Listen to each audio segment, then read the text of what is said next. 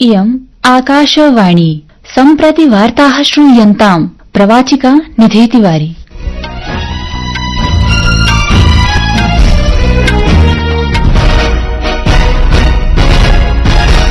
आदौ मुख्यवार्ताः।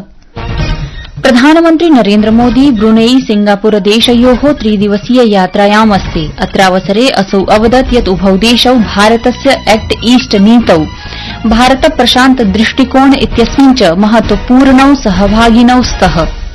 राष्ट्रपति पदासीना द्रौपदी मुर्मू वर्या अभिव्यक्तवती यत् सर्वैः शैक्षणिक संस्थानैः बालिकानां कृते सुरक्षापूर्वकं वातावरणं निर्मातव्यम्। विश्व बैंक इत्यनेन वर्तमान वित्तवर्षाय भारतस्य सकल गृहोत्पादस्य वृद्धिमूल्यं 7% यावत् कृतमस्ति। अपि च भारतस्य रोहन बोपन्नायाः इण्डोनेशियायाः अल्दिला सुज्जियादी इत्यनयोः युगलम् अमेरिका ओपन टेनिस क्रीडायाः प्रागुपान्त्यचक्रं प्रविष्टम्।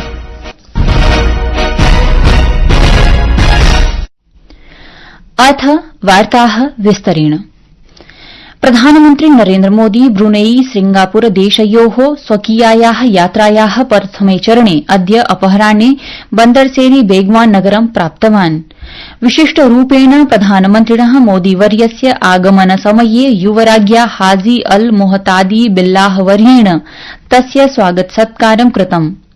ब्रुनेई अन्ताराष्ट्रिय विमानस्थानके श्रीमोदीवर्यस्य औपचारिकं स्वागतम् अभवत्। भारतीय प्रधानमन्त्रिणः ब्रुनेई देशस्य एषा प्रथमा द्वैपाक्षिक यात्रा अस्ति।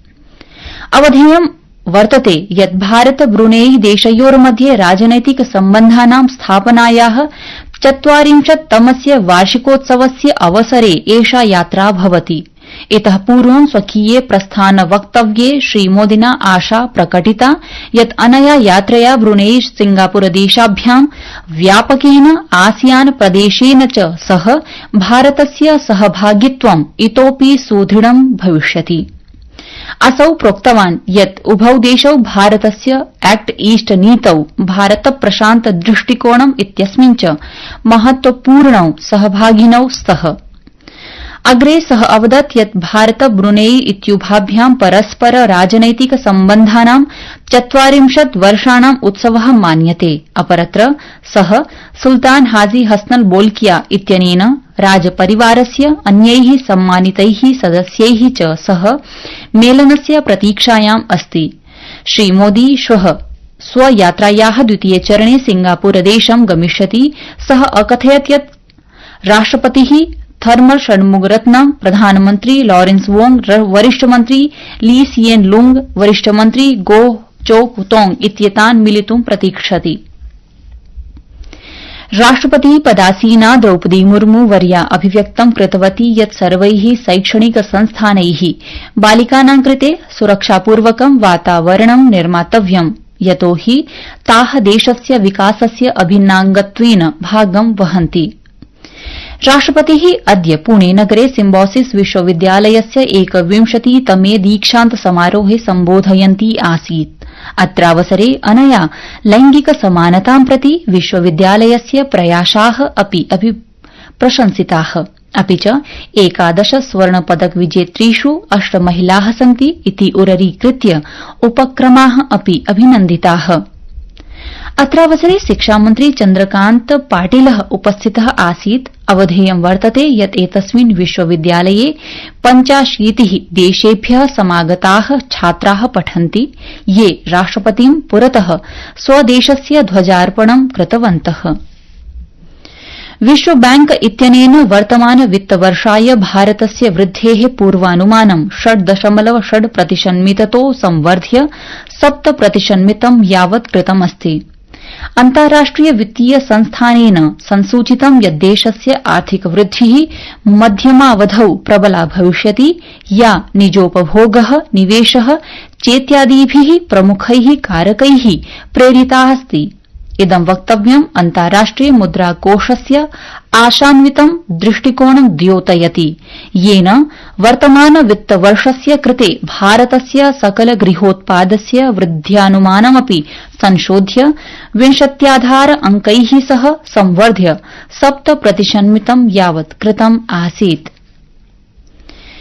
प्रियाः श्रोतारः संस्कृतवार्तायाः संस्करणमिदम् इदानीम् आकाशवाणीतः प्रसार्यते।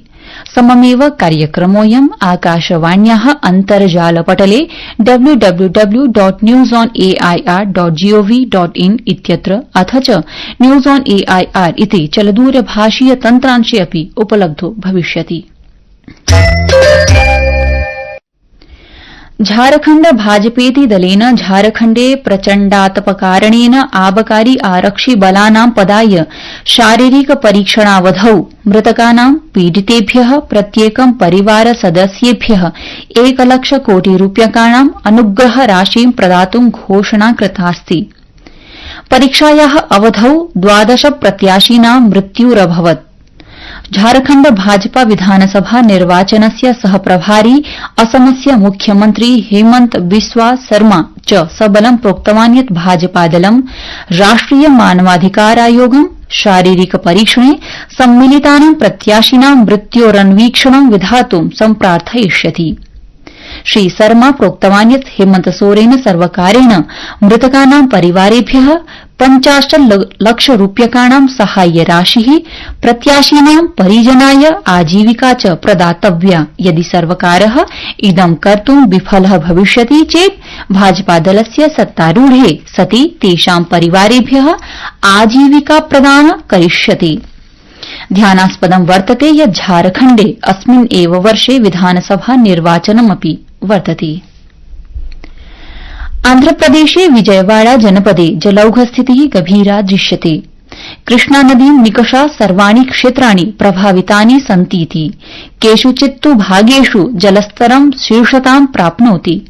जलौघस्थितिं दृष्ट्वा मुख्यमन्त्रिणः चन्द्रबाबू नायडोः नेतृत्वे आन्ध्रप्रदेश प्रशासनेन साहाय्योद्धार कार्याणि द्रुतगत्या विधीयन्ते। जलौघस्थित्या 16 जनाः मृत्युम् उपगताः। अत्रावधौ भारतर्तु विज्ञान विभागेन गुजरात राज्ये अतिवृष्टेः संभावना अथ च पश्चिमीय मध्यप्रदेश महती वृष्टिः च प्रकल्पिता। ऋतुविभागेन असम, मेघालय, नागालैंड, मणिपुर, मिजोरम, त्रिपुरा, केरल, माहे, पश्चिमोत्तर प्रदेशेष्वपि श्वः यावत् महती वृष्टिः पूर्वानुमानिता। मार्ग परिवहन राजमार्ग मन्त्री नितिन गडकरी प्रावोचत् यत् मार्गेषु जनानां सुरक्षा सर्वोपरि अस्तीति। अद्य नवदिल्ल्यां टनलिंग इंडिया इत्याख्यस्य द्वितीय संस्करणम् अभिभाषयन् श्री गडकरी अवदत् यत् वृष्टि, भूस्खलन, जलप्लावन इत्येतानि संकटानि विरुध्य स्थायि समाधानस्य आवश्यकतायै बलं प्रदत्तवान्। श्री गडकरी अग्रे प्रत्यपादयत् प्रशासनेन भारतं $5 ट्रिलियन मितस्य अर्थव्यवस्थां निर्मातुं कार्यं समाचर्यते।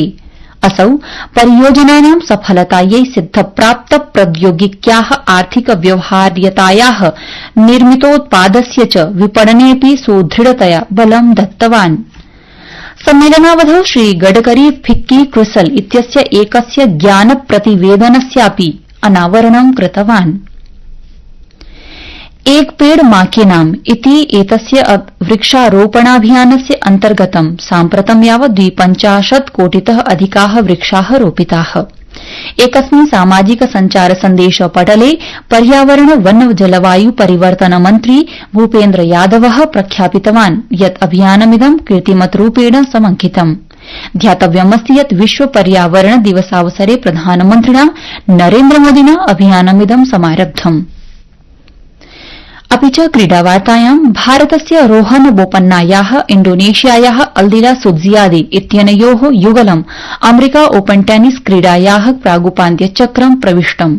बोपन्ना सुत्जियादी इत्यनयोः युगलेन द्वितीयचरणस्य क्रीडायां ऑस्ट्रेलियायाः जॉन पियर्स चेक गणराज्यस्य कैटरीना सिनियाकोवा इत्यनयोः युगलं क्रमशः 6 अंकान् विरुध्य 0 क्रीडनाङ्केन 6 अंकान् विरुध्य 7 क्रीडनाङ्कैः 7 अंकान् विरुध्य 10 क्रीडनाङ्कैः च पराजितम्।